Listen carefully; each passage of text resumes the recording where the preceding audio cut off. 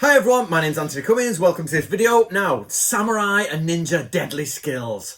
Right, this is going to be a bit of a longer video than normal, but which I hope you don't mind. So sit back, get a cup of tea, get a popcorn, get a sandwich, whatever you need, and relax because it's going to be a bit of a longer one. All my videos are done to support a book, so if you want any basically deadly samurai skills, you're looking for this, the Book of Samurai series. Every samurai skill you need is in that series, and at the minute we've got 2 books out, so volume 1 and volume 2, so get yourself a copy of that. Okay, the other day I was asked on one of my videos to say, can you show some of the deadly samurai skills? And I was thinking about it, and I thought, that's one of the fundamental cruxes of people who want to view samurai. They want to see something impressive. They want to see something that's secret or impressive to watch. But actually, Miyamoto Musashi talks about this, and he says there's fruit and there's flower. Now basically, flowery is very good, and we say flowery if something is flowery, it means it's showy offy, but it's got no fruit, it's not very good. So I'm uploading this video in 2019 in August. So recently, Shadversity, who's another YouTuber on here, he's much bigger than I am, so I'm sure you know who he is. But basically, he's just put a video up along similar lines. Now he puts a video up. Of people swashing their buckler, if you like, or swashbuckling. The idea is that they're spinning their sword and they're all over the place. And he says, how do you deal with this? People doing this fancy, deadly moves. And he's like, stab them. And you should see how effective it is. Just like, stab, the end. Swordsmanship and samurai art were nothing like you've been sort of like led to believe, with lots of big sweeping cuts and moving around, and there's a special kill move and all that. Forget all that. Absolutely forget it. It's not realistic. So, if you want to look at how the samurai are deadly, you've got to look at it in a different way. Okay, so first of all, martial arts and skills with the sword, right? They are the very point, not the pinnacle, the point of your samurai army, your spear of war.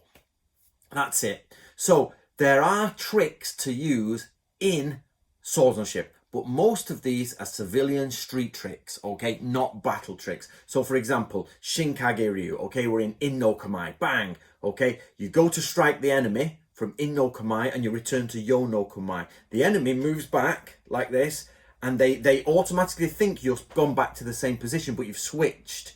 And then as they come in, you can attack from a different angle. Remember, people are trying to judge where your sword comes. In all swordsmanship, where they've got one question. Sword is here, where can it go? Once you move that, where can it go? So, when you see people do this maneuver, then they'll change to something else, or they'll change to this guard, or they'll change it low. What they're doing is they're watching the trajectory of the angle of the sword and adjusting, because they know you can only attack from so many positions. So if you're directly above, you're pretty much going to attack from above. If you're to the side, you're going to attack from the side. If you're down below, you've got to go up. So you can't attack someone from below onto their head without going up. You can't attack anything. You can possibly swipe at feet, but you've still got to move pretty much up to get going. And if it's high, you've got to move down. That's what they do. So you ready? In no Kamae, strike, yo no Kamae. The person is not adjusted because they think I'm here, and then I cut as they come in, because they think they're going to cut or be defending from this swipe, and I'm swiping this way. It's that simple. Here's another one from Shinkage Ryu. Somebody's running at you, trying to kill you. Sidestep, chop the back of the neck. That's known as the secret tradition. That's it. That's how secret these secret traditions are. Side swipe. A Hollywood stage actor could do this. It's not difficult. Samurai swordsmanship and samurai martial arts are very, very basic and, what's the word I'm looking for? Practical. There's no fluff about it. Now, the problem is Miyamoto Musashi says they are getting fluffy with it. So you find all sorts of rubbish. But actually, the truth is, there are multiple basic skills, and if you're very good with your reactions, your muscle memory, and your tactics within warfare, within swordsmanship, you can use those basic things to a high level. So don't misunderstand me. Swordsmanship can be extremely high level, but the skills themselves are extremely basic. Stab the eye, stab the groin, slice left, slice right, Basically, all swordsmanship is down to, you can either hit someone and hope you get through their defenses, or, so that's choice number one, or you can wait for someone to attack you and wait for an opening in their defense, because there is no opening for someone who's not moved. Two people on guard, boom, you're not going to do anything. You have to create an opening. So the one is you wait for them to move, an opening creates, cut off. The other one is parry and feint. So the idea is that you go to do something and parry first, they come in, you parry it to the side and you attack an opening, or a feint, which means I'm gonna do this, and they react, but actually I'm gonna do this. So it's like, well, bang, that's it. So all you're gonna do in swordsmanship are those things, that's it. It's dead simple. Stick it in the enemy, chop bits off the enemy till he gives up, the end. And then what you can do is sort of like pretend you're gonna do something, but actually do something else. For example, here I'm going to attack. You think I'm going to attack from here, but actually I'm here, so I'm going to attack from here. That's it. That's a feint. In is your feint, prep, and then strike. Okay, that's it. So, so from there, what you get is a lot of people who are highly trained with lots of muscle memory, who can very much kinesthetic, just touch, see what's happening, touch, see what's happening. Then eventually one goes in and kill. Damn, that's it.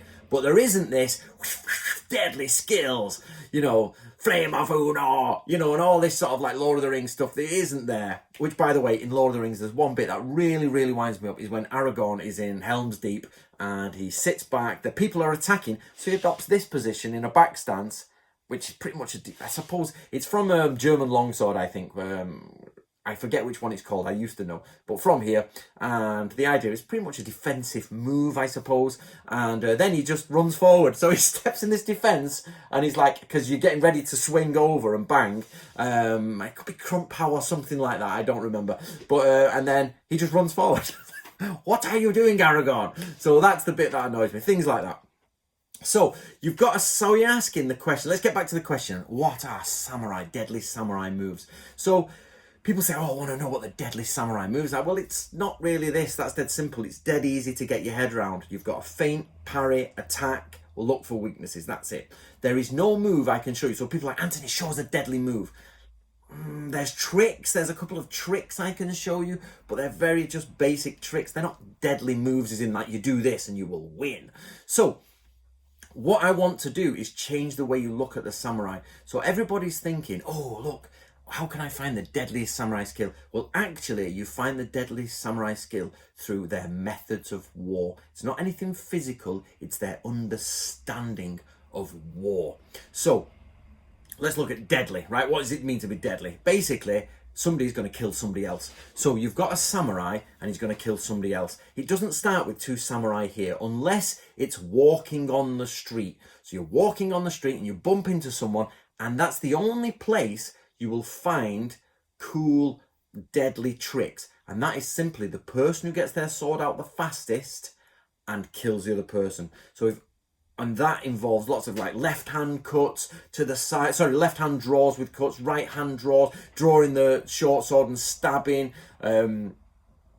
overhead draws, throwing a shuriken and going, throwing a teapot and going, all that sort of stuff is just tricks. And it's dead simple. It isn't complicated. It is literally take your sword out, distract the person if you need to, kill them.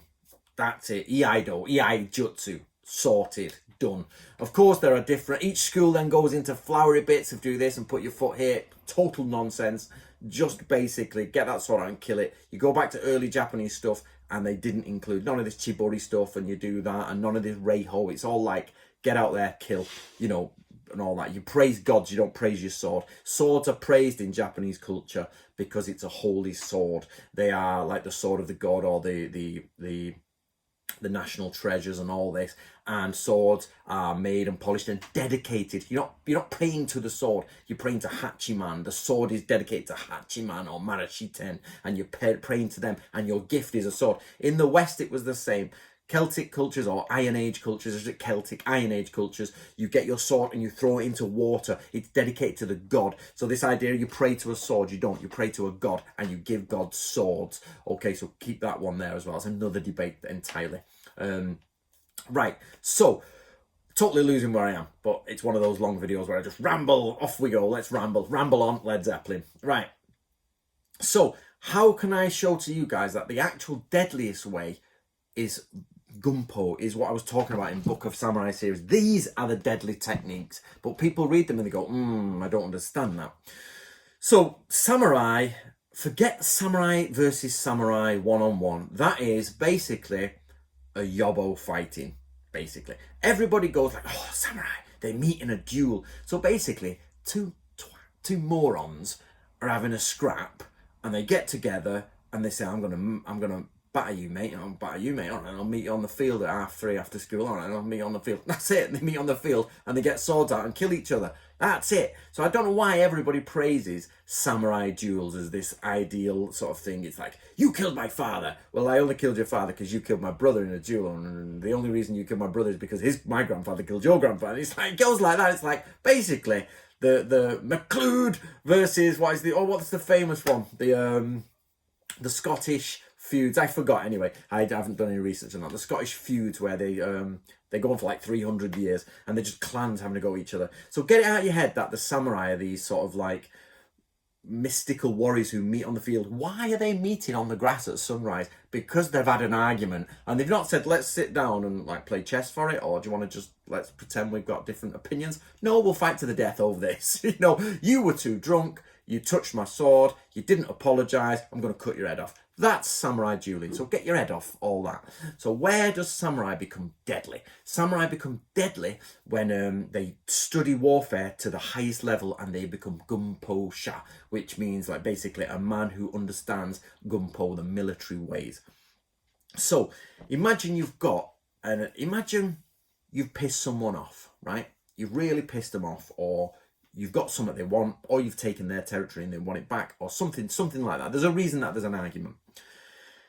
And this guy, or girl, whatever, but I'm going to say guy throughout because we're talking historical samurai.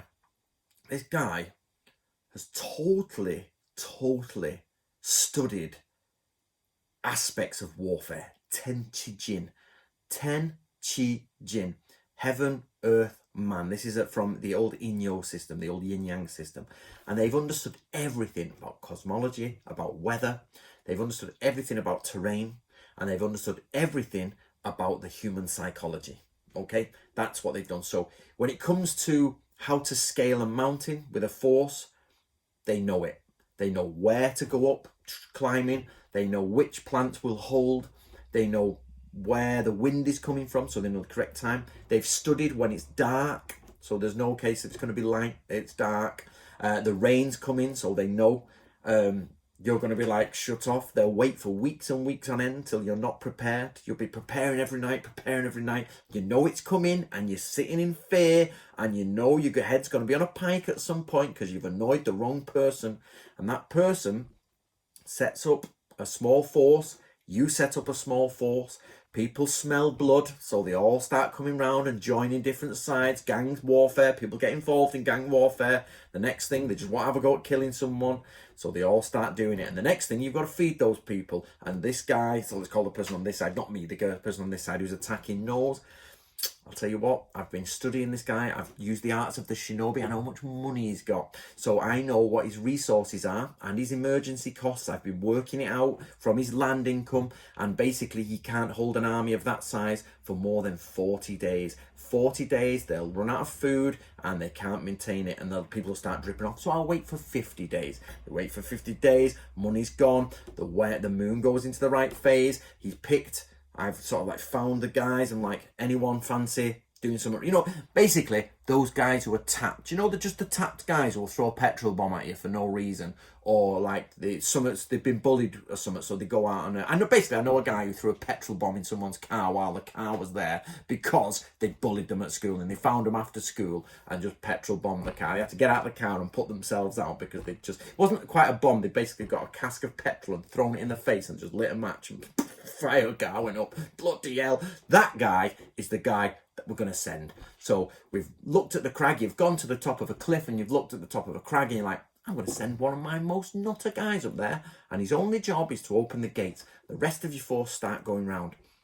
Now, we've checked for bird signs. We know that we've basically killed all the birds in the area, or done something, or got through the wildlife that'll tip you off, or we've created distractions on the other side to tip you off because of the wildlife, and you're looking over there but you're unaware that in the cold and the wet and the rain and the ice and the snow, these nutters are crawling through, they're scraping through your wall. You've got it all sorted. You're thinking, bloody hell, what's going on? The guys are coming. But then there's another wave. Turns out I've already got someone in your camp. Those guys that came and you were feeding them was one of my guys. And basically he's been there and I've paid him a lot of money. So he says to you, I'll stay on. I'll tell you what, reward me if you win and I'll stay on. And you've gone, all right, he's a good guy, this guy. It's actually mine. Start burning your house down.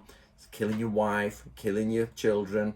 The next thing you know, guards are going down. The guy who was infiltrating opens the bolt, because there's only the guards are allowed there. So my guy on the inside who's burning down or was there chatting to you can't get there because it looks suspicious, but you can set fires on that side. So the guy who's been creeping up through the darkness, commando style, kills the guards, unbolts the door from a different angle. That comes in. The other guy from the other angle goes with the wind and the fire is spreading that way and the fire engulfs everything. But my army are coming in this way because I've opened a door on this side so they don't get choked by the smoke, okay? Before you know it, you're inside your house, you're trembling, you've probably urinated in your pants because it's done. Your wife and kids have been killed, and bit by bit, we're crushing down. You've locked the doors, set it on fire, so your house is burning down around you. Your main, not the other buildings, your main house is now burning down, and probably we'll wait for you to come out in flames and butcher you, or we're just going to break the thing down, the door down with horses and come in and literally in armor or boards, and we'll just ram you into a corner because we've studied police style riot tactics and all the shields around. We'll disarm you, tie you up, torture you, 1,000 cuts, kill you, then kill everyone in your lineage to make sure you never ever your name is erased from history. Okay, that's Deadly Samurai Skills, and that's only one night raid. That's a night raid on someone who is your enemy. That's it. It takes money, takes perseverance, takes timing. That's it. Got money? Well, the other thing is, if you don't have money and you can't hire people, you get loyal people who are loyal to you. But if you've got no loyal people, you do it by yourself and you do it a different way, but you don't ever give up. So forever, Deadly Samurai Skills are not about in no kamae, yo no kamae. That's a trick. That's a cheap trick. That'll only work once. If you try it and go in and they'll be like, ting, they'll be like, found that. Don't want to fall for that again. Remember, these are just tricks. They're not skills in the set. Of course, they're cool. Don't get me wrong. There's some cool feints, but don't. So at the end of all of Gunpo, all of military strategy, there's this little area here which is your swordsmanship. Before that is spearsmanship, but just here, this tiny little bit of samurai life in the corner there is swordsmanship. And at the tiniest bit of that tiny bit is a feint. Okay, I'm going to feint. All right, or the other one from Shinkage Ryu, tip down, eye out, done. Wait for him to pass, bang, done. Right, that's it. That's the smallest bit of samurai warfare. You, if you want to be deadly as a samurai, have got to go to the strategy. But people think, oh, Tenchi Jin, Heaven Earth Man, do we have to listen to that? Do we have to do that? Not sure, I can't be bothered. Do you know what I mean? And, checking the moonrise and the moon set, or, if it's rained, does it mean that it's going to flood? I can't be bothered doing all that. And they can't be bothered doing it. So you'll find 99.9999% of people who love samurai and do samurai training and get in the samurai get-up, same as me, I get in the samurai get-up, do the samurai training. Most of those people, though, love the fruit, love the flower. And I love the fruit. So the idea is that I want to find those bits that are juicy, those bits that are productive, those bits that will nourish me in samurai training. Not the flower bit, which looks a bit like, that's nice, it smells nice for 5 minutes, but that's it, we're done. So, samurai are very deadly, extremely deadly. Not because they're the mystic wandering samurai who walks around. They can all get killed. Even the Miyamoto Musashi stuff against other clans, there's a problem with Miyamoto Musashi in the sense that there's a lot of the stuff doesn't add up, in the sense that half the people he's meant to have fought weren't even alive then, or one of them was about 90-year-old when he was fighting him, or, basically I love Miyamoto Musashi. I think Miyamoto Musashi's Book of Five Rings is the best samurai treatise on swordsmanship there is, without doubt. Followed probably by the Yagyu family, but that's only because they're famous. And I think the Yagyu family's one is good, but you've got to get your head around it. It takes a lot to get your head around. I spent 22 solid days in Japan while I was there, every day studying just the manual of Shinkage Ryu to get my head around it. And by the end of it, 22 days of intensive sort of like study on this one single manual, I was like, I think I got this. I think I've understood the framework, not everything. The framework is what I've understood.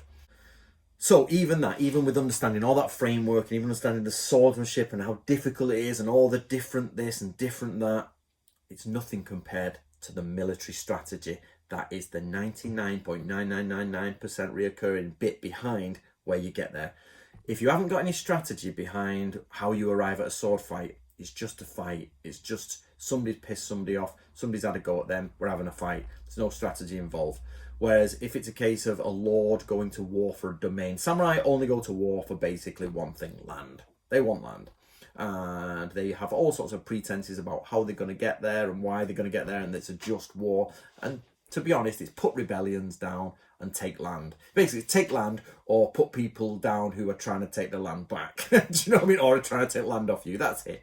So when we talk about deadly, deadly samurai, we are actually talking about men who are Japanese men who have dedicated their entire life, all of it, to understanding the world that they live in, firstly, including the heavens and the earth, the psychology of man, the psychology of humankind, mankind, and how people think, and how to get a reaction out of somebody to create an opening. They've then studied man-made things such as defences, entrances, castles, vehicles, artillery, weapons, and formations, formations on the move, river crossing. They've studied everything that means that they know what the enemy will do or how the enemy will do it and how they should do it and get around getting past the enemy and defeating the enemy. And then on top of that, they've studied black magic, or what you would to be fair, black magic, just give you an extra side run here. You've got to be careful with the term black magic. In Japan, there is a distinction between white magic and black magic. There is clearly magic that is considered religious or wondrous, and there's clearly magic that is considered dark or evil, and which shouldn't be done. Because remember, they are Buddhists, and they shouldn't be doing dark or evil things, and therefore there is magic which you call on. So let's call on Marishiten, which is Ongyo no Jutsu. So let's call on Marishiten to hide me. Please hide me, Marishiten. I'm from my enemies. That's not because I'm a coward. We're not cowards, but I don't want my enemies' arrows to find me. When the enemy are looking for me, don't let them look at me. When I'm approaching the enemy with my army, don't let them see me, Marishiten, please. Okay.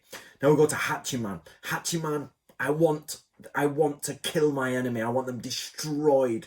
Hachiman is the god of warriors. Please give me strength in battle. They then put on their samurai helmet, the hole at the top, and it's like, okay, I'm calling on, I can never remember how to pronounce his name, it's too long, Jim, which is the great serpent of war, the gods of war, or deities of war, because I think it's male and female. And that serpent has 98,000 scales on their body. So bring all that serpent energy into me and I will kill my enemies. So Marashiten, hide me. Hachiman, give me the basically success in war. And Snake God, give me the power to defeat all my enemies. Boom, like that. So that is good magic. That's absolutely fine. Dark magic is like, let's create an evil god, such as when we put a dog on a rope, which you will find in my book, The Dark Side of Japan. Get a dog, put it on a rope, starve it to death, so it's really starving, it's literally starving. Then you put some meat just outside of it, so it's going rah, rah, rah. You cut its head off, you praise the dog head, and you create an evil god of death, which you then send out to your enemies to kill them. That's evil magic. And then you've got good magic, yeah? So help me, Hachiman, good. Let's create an evil entity, bad. Do you know what I mean? So that's where we talk about the deadly arts, you know, where you go into like the darker side of things. Now we talk ninjas.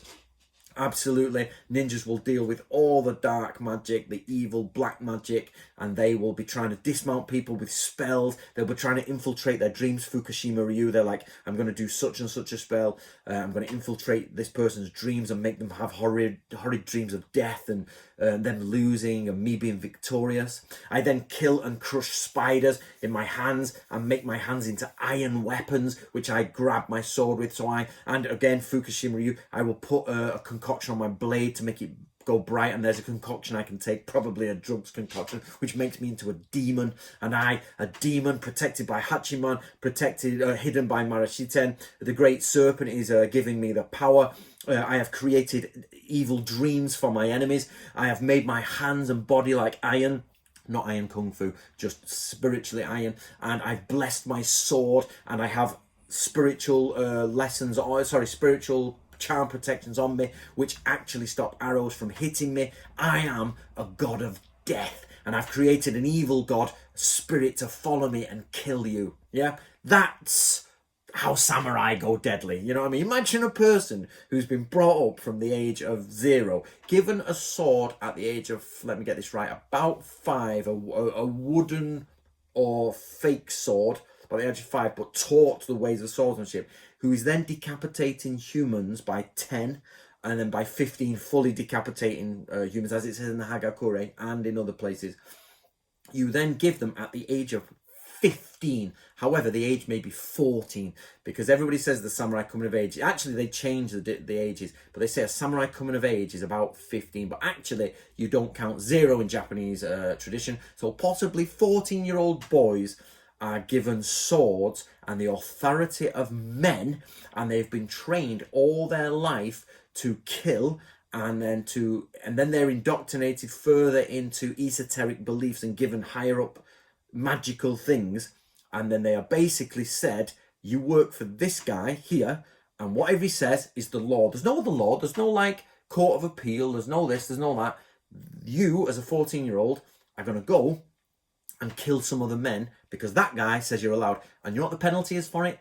Reward. You're going to get rewarded for it. So we're going to give you more land. The more people you can kill at the order of the Lord, the more land we'll give you, the more bitches you'll get, the more all of that. We'll give you a harem. Well, you can have a wife who's you're going to marry politically so you can strengthen your family, but you'll get a load of like slut hoe bitches from the other side who are just going to ship in. We'll call them concubines, but basically if you give them the money, they'll give you what, you know what I mean? They'll put out. So you've got all that to deal with. And then you've got servants who you're going to go above, and you're going to be above servants. Okay, it's a pretty good life so far for this chap who's 14. And then if he survives over the years of blood feuds, executions, pissing off lords, annoying people that they shouldn't be annoying, if you get through all that and you live to about the age of 25, 30, you start maturing your technical skills, you start maturing your Gumpo and your strategy, and by about 40 you're doing all your sort of really esoteric, you're a grandmaster of your system, you know what I mean, easily a grandmaster of the system by then. This idea that you've got to be an old man to be a grandmaster is absolute nonsense. Check the ages of when like the Yagyu, I have never checked this, but check the ages of when Yagyu becomes sword masters. Yep, to the Shogun. I bet you they're not very old. If you check the age of Takeda Shingen going to battle, well young. And winning at battle, well young. Hattori Hanzo, 16, leading a shinobi raid. Okay, shinobi raid, a captain, a 16-year-old boy is the captain of qualified ninjas from Iga, who they then infiltrate castles, and he's victorious, a 16-year-old boy, and he's given cash for it, you know, on land and all that. And that's what I'm talking about, guys. When you talk about deadly skills, it does annoy me somewhat. I get somewhat annoyed when people go, oh, let's, samurai deadly skills. Watch this. In no Kamai. Yo no Kamai. You're like, ninja, please. No chance. That's rubbish. You look. I hope by this point, we're at 30 minutes-ish. I hope by this, but after editing, it might be 28, 29. After this point, I hope you're thinking, okay, I sort of get it. I am not saying samurai swordsmanship is useless. It's brilliant. It's wonderful. But the samurai didn't elevate it, especially in the Warring States period, to this is samurai. That's only us. And that's only Westerners mainly. Well, that's a bit of a lie. If you go to Japan, all the Koryu that exist now are pretty much sword Koryu who have lost nearly all of their curriculum beyond the swordsmanship or, you know, sort of general hand-to-hand combat. Most of their esoteric side is gone. Most of their strategy is gone. Most of their magic has gone. There's so much has gone. There are very few of the schools that retain it. And even back then, the schools didn't hold everything. That's why I took Natori Ryu on board. I genuinely took this. Let me get this right. I don't promote Natori Ryu because I am doing it. I promote Natori Ryu because I picked it because it has the most stuff in. So I didn't go, this is what I didn't do. I didn't go, okay, where can I find samurai strategy? That one. Okay, Natori Ryu. I didn't do that. I went, how can I find samurai strategy? I looked at everything I'd found so far, and I first started off with the Shoninki because it was really detailed, and we followed up, and I was like, bloody hell, this guy is amazing. He's proper samurai, shinobi trained, really knows what he's doing, doesn't bullshit, there's no special magic stuff inside of it, it's mainly how to kill and how to scout and how to do all this. And I was like, that one, and I said to Yoshi, I said, let's do that one. There's other ones that we could have done, no problem. There's some great ones, like I've always said Chikamatsu Shigenori's Ichizen Ryu would be wonderful. Somebody go and get it. There's over 100 manuals left. Go and find them. I know where they are. Go and get them and translate them and create a school like I've created Natori Ryu. Ichizen Ryu by Chikamatsu Shigenori will even include all of the ninja and ikakoku stuff in it. It's just would be an outstanding school. But the reason I didn't pick Chikamatsu is simply because Natori was more structured. He had a much better structure of like 25 manuals ish in a very, you know, understandable way. Chikamatsu Shigenori has a manual on this, a manual on that, let's do a manual on that. He literally wrote some stuff, next, wrote something. He didn't really order it so well, but it's there. So that's why I promote this. It's not because it's mine, it's because I picked that to promote, if that makes sense. Right guys, I told you it'd be a long video, I hope you don't mind. So basically, if you want to be deadly as a samurai, if you want deadly samurai skills, what you have to do is keep on top of your trimness. I love chocolate. I keep going up and down slightly in weight. I have to make sure I don't cross that border, and I have to do a week of soup to make sure I've not done it, because I need to be physically fit enough that, you know, I don't fall behind. I need to be strong enough, so I chop wood every day, chop with my axe, do all that, keep myself boosh strong, which bloody well does. Archery keeps you strong as well. Chopping wood, bloody hell, and archery are the two things. If you ever want to be strong, do them. When I've done a week of chopping wood, or a few weeks of chopping wood continuously every day, and then some archery included, you're walking around the house going, poof, the wall goes boom, you're like, oh, sorry wall, you know what I mean? The wall's like, bloody hell. Honestly, you're just like powers, but then you don't do it for a couple of weeks and it goes, So you've got to keep on top of your strength. Keep on top of your flexibility. Keep on top of your general body health and weight. You've got to make sure you keep on top of that. Then you've got to start looking at landscape. You've got to be like, okay, that tree I know is an evergreen, and that tree will have X types of birds in it, but I know some birds don't go in that one. How do birds work when we're near a city? Because I need to know how the wildlife is working. For example, one of the Shinobi Scrolls, which published and there's unpublished stuff, is you're looking at a tree line, but you're watching the tree line, and an animal comes out of the tree line at speed. Why? No animal runs at speed into the unknown. Just doesn't happen. Just doesn't happen. They get scared. That's why rabbits run out in front of you and things like that. They're scared and just run, and they don't know where they're going to get run over. You're like, why? You know, you think, oh bloody hell, what am I going to do? And they just bolt. When you're watching wildlife, you're like, that's what you're doing. So your scouts are on the sort of horizon doing the Terminator one. Gung, gung, gung, gung. By the way, did you know Arnold Schwarzenegger, when he did Terminator, moves his eyes and then moves his head, then moves his eyes, then moves his head? It was in the director's commentary. I thought it was really cool. And he came up with it apparently, because that's how a robot would move. It would go, I need to look that way as quick as possible, then I follow through. I need to look that way as quick as possible, then I follow through. That's why it's so robotic, which 10 points to Arnold Schwarzenegger. But my point is that you've got to Terminator the landscape and be like, boom, that animal's running. Why is it running? That bird's just flocked up. Animals run. Enemy. Boom, boom, boom, boom, boom, boom. Imagine that. Just from those momentary... So Sun Tzu says, so I've not promoted Art of War yet. There we go. My new book, Art of War, by Anthony Cummins. Sun Tzu is right there. He says, a true master, basically for terms for this video, the deadliest person you'll ever come across is the person who can identify the future by building on the smallest fragments of today. So politicians do it.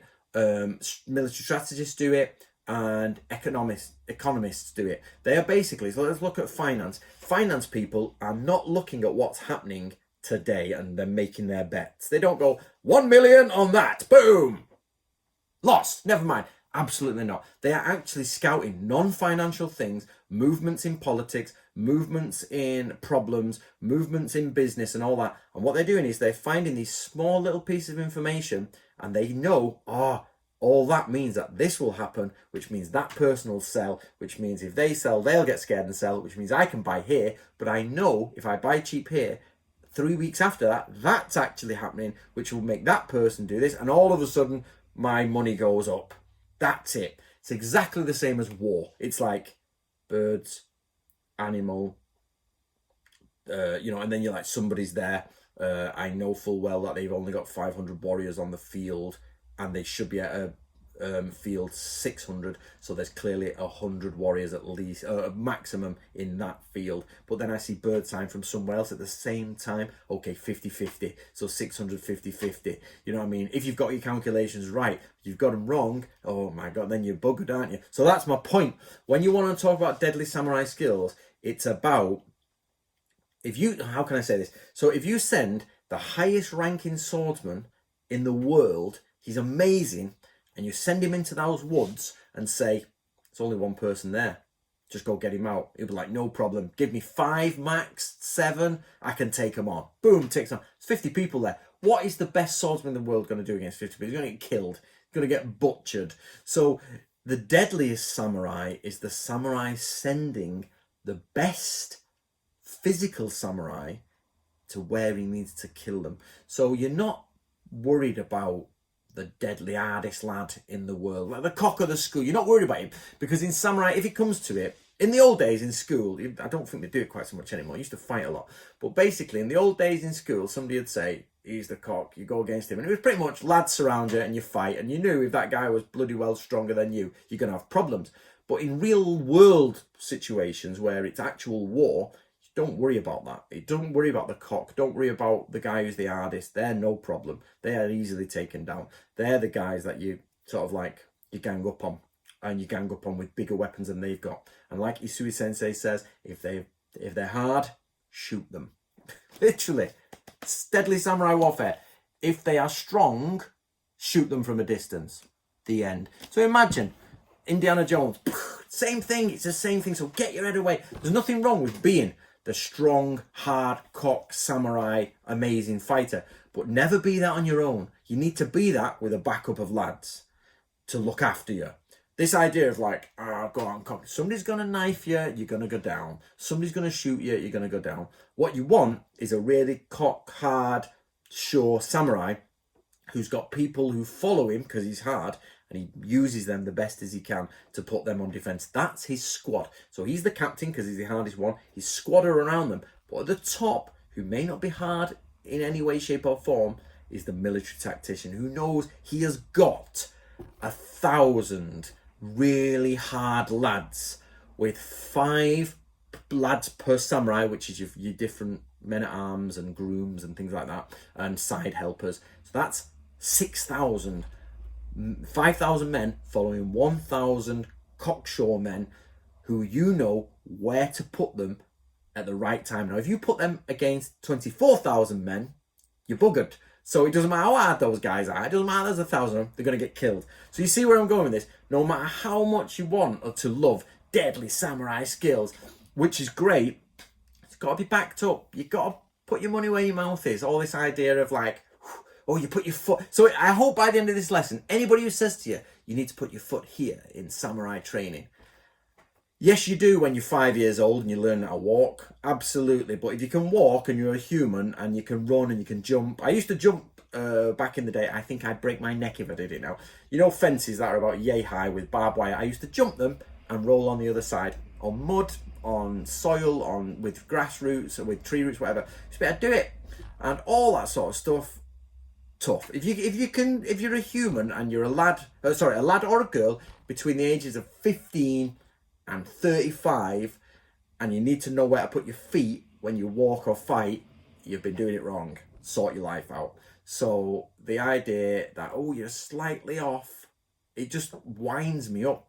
You're slightly off, bang. Do you know what I mean? Like, poof, get that one down, because that's only there so that you don't go, ooh, and you're all over the place and fall over. People say don't cross your feet. Some people say do cross your feet. As long as you can stay up and kill the other person, you're all right. So get on with it. So rant over. So basically, that's where I'm at, guys. So let's do a quick roundup now. So what are deadly samurai skills? There are tricks, there are parries, there are feints, there are very simple things in samurai swordsmanship. You must never ever mix them up with crap. Swishing your sword, spinning it round. Like, you can move a sword, it's good, but you keep it sharp and down. All this, like, yay, up here and up here. And test cutting, for example, comes from all the way up here.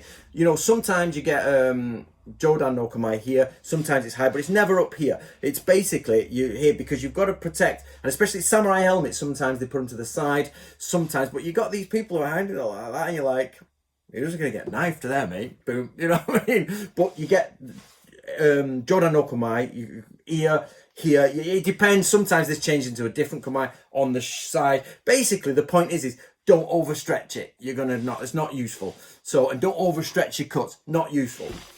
So, yeah, and you're cutting with this bit at the end of the tip, basically. Not that bit, and you're not cutting with this bit.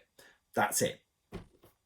So, you've got tricks, you've got parries, you've got feints, you've got all of that, but they're just tricks. That's it. And the person who's the fittest, the strongest, who's trained the most, with the most muscle memory and the most determination, is most likely gonna win. But not always, not always. However, that's only the smallest part.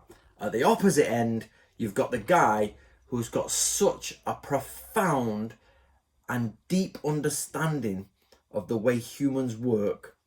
He has got such a hardcore attitude that he can execute his own friends. Now think of your friends. Let me put Andrew Throwburn, right, who runs my Natori Ryu school.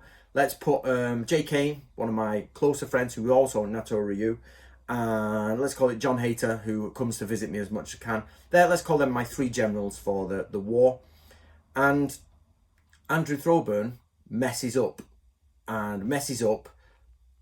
disobeying, not a mistake, he disobeys orders, doesn't win, gets something wrong, and I would have executed someone lower for that. I have to drag him out in front of my men and execute my own general for betraying the rules or not doing what I said. Because if he gets away with it just the once, people start to slacken. But they know if I'll execute him and then have to replace him, which is costly, I'll execute anyone.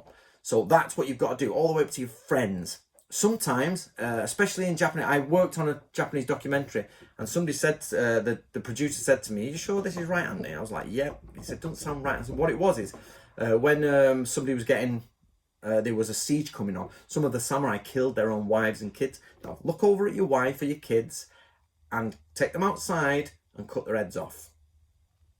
Do it. Yeah? Because you're gonna die. You don't want them to go away. They might get away, you might win, but the odds are against you, so just kill them anyway. Imagine that person coming to kill you. No chance. In today's society, you've got no chance. We're soft, we're weak, don't get me started on it, SJW to the hilt. We are a victim culture. People want to talk about victim culture. Oh, that guy called me, or I didn't like the names, or my skin colour makes me feel a little bit wrong. Okay, it's not a victim. Victim is someone mercilessly followed and killed with their family lineage destroyed and possibly tortured and crucified because somebody didn't like you. Imagine that. They didn't like you in the street and they just turned around and went, that one, we're going for him. And that was it. They killed your entire total. Today, guys, we are. One of my favourite sayings is from my grandfather. I don't know where he got it from. Somebody finds out, let me know. It was when ships were made of wood and men were made of iron. And I genuinely believe this. You can glorify the past. You've got to be careful you don't glorify the past. We live in the best age ever today. You've got the internet. The streets are clean. You're genuinely safe. Racism is almost down to nil, especially in the UK. Oh my God. They harp racism. There's none here. I've never seen it in my life. Never once. In fact, it's the opposite way. If you're not if you're basically white, then you're not getting the job, basically. Do you know what I mean? You've got that sort of problem. Again, not to go into all that. For anybody who's interested, I'm extremely non-racist. I'm extremely non-sexist, but I'm also too truthful. So I say things that annoy people at parties when they go, no, wrong. No, and people get angry at me. I believe you've all got to get on in this world. You've all got to sort it out, and you can't make yourself weak by doing it. You've got to get stronger. So that's why I study samurai ways, because what happens... No, not going down that. I hope to God my life will forever be a lovely life where I sit in my cottage, I burn wood, and all I have to worry about is how to get food in my mouth and stuff like that. Not because I got no arms, just generally where the money's coming from. I've got to worry about that, and that's it. You know what I mean? If your kid's dead, it died because it got run over, or it died because of flu. Not it died because somebody raped and killed it. You know what I mean? We live in the sort of world where most deaths are like that now, aren't they? So that's the world we're hoping to live in. But I don't want to obviously go back to the ancient world, but there's nothing wrong with perfecting your mental approaches and perfecting your person through ancient ways. In fact, I think you could only do it through ancient ways. And I think even the samurai did it through ancient ways. What I mean by that is, for the samurai, the Chinese, they followed the Chinese who were ancient, and they were like, okay, how can we learn from that? And they learned from those ancient ways, and they tried new things, and some things worked, some things didn't, and they brought cannons in and guns, and they worked, so we'll keep them. And then they amalgamated it all into new teachings, which is the way of the samurai.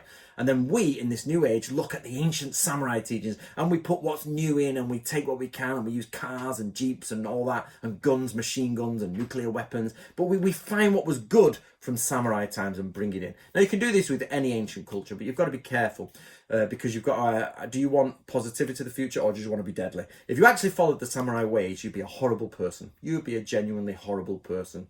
And I don't mean like, horrible in like, you'd be like too hard. You'd be one of those people, and I've met a few of them where they're like, life is cheap, and they'll just kill, and you're like, that's not nice, and that's really deadly.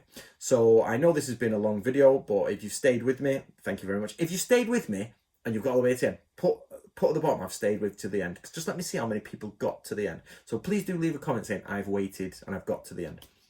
So basically, I hope now that you'll go away from this video, which has taken almost an hour of your life, which you'll never get back. And I hope that you think, I love those type of skills, but I'm not going to fall for that. They are just tricks, and they are skillful tricks, but that's just the tip of it all. If I really want it to be deadly, it's here, and it's understanding out there. So if I can boil all this down, guys, the basic thing is understand everything out there, and know that in here it's structured correctly, and make it out of iron.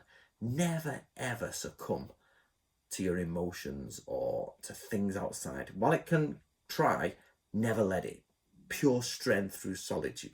Hammer that mind until it's of iron. In fact, you know what I'm going to do? I'm going to cast a brain out of copper or iron or brass or whatever, bronze or whatever they do. I'm going to put it on a plaque, and I'm going to have it on my grave or on my tomb. I want a big tomb with like brains on it saying, hammer that mind out in iron. You must have an iron mind, and you must have the willpower to destroy anyone who goes against you. That is Deadly Samurai. For my last plug, it's all in there. It's in other books as well, but support me, guys. Book 1 and book 2, please. 1 and 2. You'll actually find that the covers have changed, so they're all on the inside, 1 and 2. And number 3 will be out in about 3 or 4 years, maybe 3 years from now. Number 3 will be out. I worked on it just today, so it's going to take a while though. So anyway, have fun. Let me know what you thought of the video. I hope I've not depressed you too much. Crack on, be nice to everyone in the street. From what we've been said about, racism, sexism, don't ever let that into your house. If somebody's an idiot, they're an idiot whether they're black, white, purple, blue. Kick them in, done. But don't kick them in because they're black, white, purple or blue. It's that simple. It's like the racism thing it really annoys me, because people say, oh, they can get away with it because they're a certain race. Like, no, you're an idiot, you're getting it. It doesn't matter if they're white, black, brown, Muslim, Indian, Asian, Japanese. If they're an idiot, they're an idiot. Get rid of them. Done. Right, see you later, guys.